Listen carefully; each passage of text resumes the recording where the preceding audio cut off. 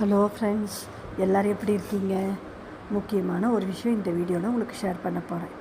என்னன்னு பார்த்தீங்கன்னா, பெண் குழந்தைகளுக்கு ஒரு 8 வயசு முடிஞ்சு 9வது வயசில் நமக்கு ஸ்டார்ட் பண்ணும் பொழுது அந்த ஹார்மோன் சேஞ்சஸ்லாம் வரும், சின்ன சின்ன விஷயங்கள்.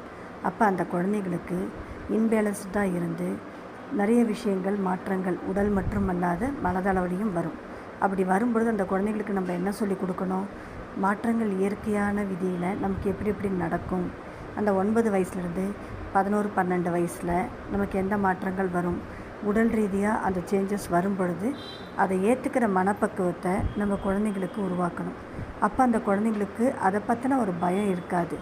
இல்லை அப்படின்னு பார்த்திங்கன்னா அந்த குழந்தைங்களுக்கு மனச்சோர்வு, உடல் ரீதியான சோர்வு, எதையோ இழந்த ஒரு மனக்கவலைகள், அந்த மாதிரி விஷயங்கள் எல்லாமே இருக்கும்.